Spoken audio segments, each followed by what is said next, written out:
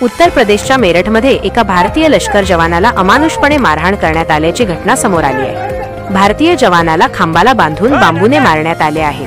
टोलनाक्यावर झालेल्या वादानंतर चौघांनी मिळून भारतीय लष्कर जवानाला मारहाण केली। तेथून जाणाऱ्या एका प्रवाशाने मोबाईलच्या कॅमेऱ्यात हा सगळा प्रकार कैद केला। यानंतर हा व्हिडिओ सोशल मीडियावर व्हायरल झाला। या प्रकरणी 4 टोल कर्मचाऱ्यांना अटक करण्यात आली आहे। कपिल कावड असं भारतीय जवानाचं नाव आहे। भारतीय लष्कराच्या राजपूत रेजिमेंटमध्ये कपिल कावड तैनात आहे। कपिल कावड श्रीनगरला सीमेवर तैनात होण्यासाठी निघाले होते। सुटुटीसाठी ते दिल्लीतील आपल्या घरी आले होते। श्रीनगरला जाण्यासाठी दिल्ली विमानतळाकडे निघालेले असताना त्यांना मारहाण झाली। कपिल कावड आणि त्यांचा चुलत भाऊ गाडीने विमानतळाकडे निघाले असताना भुनी टोलनाक्यावर अडकले। वाहतूक कोंडीत अडकून विमानासाठी उशीर होईल अशी चिंता त्यांना सतावत होती। यामुळे कपिल गाडीतून खाली उतरले आणि टोलनाक्यावरील कर्मचाऱ्यांशी बोलू लागले। या दरम्यान कपिल कावड आणि टोल कर्मचाऱ्यांमध्ये शाब्दिक वाद झाला।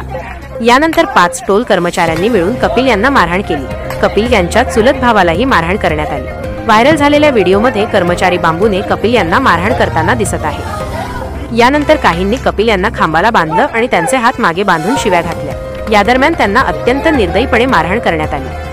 पोलीस अधीक्षक राकेश कुमार मिश्रा यांनी सांगितलं आहे की या प्रकरणी गुन्हा दाखल करण्यात आला आहे। कपिल भारतीय सैन्यात आहे। तो त्याच्या पोस्टवर परतत होता। भुनी टोल बूथवर लांब रांग होती। तो घाईत होता आणि त्यांनी टोल बूथ कर्मचाऱ्यांशी संवाद साधला। यानंतर वाद सुरू झाला आणि टोल बूथ कर्मचाऱ्यांनी त्यांना मारहाण केली।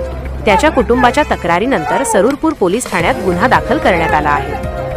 वरिष्ठ पोलीस अधिकाऱ्याने दिलेल्या माहितीनुसार सीसीटीव्ही फुटेज आणि व्हिडिओच्या आधारे 4 जणांना अटक करण्यात आली आहे। इतर आरोपींना अटक करण्यासाठी 2 टीम तयार करण्यात आल्या आहेत। काही वृत्तांनुसार कपिलने टोल बूथ कर्मचाऱ्यांना त्याचे गाव टोल शुल्कातून मुक्त असलेल्या क्षेत्रात असल्याचे सांगितले, तेव्हा हा वाद सुरू झाला।